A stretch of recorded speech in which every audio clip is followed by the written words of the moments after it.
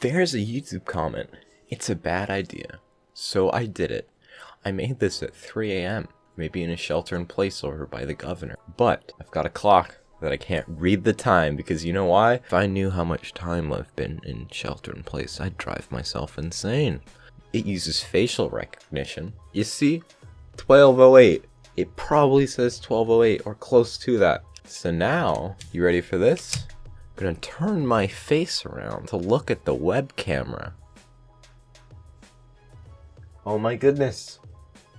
I can't read the time. How am I supposed to read the time now?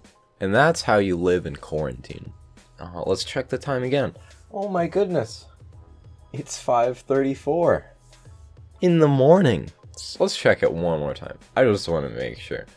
Because, like, you're unable to tell while being in quarantine what time it is. So you just kind of, just like, oh, it's 4 a.m. Of course. It's not dark outside or anything. It's just 4 a.m.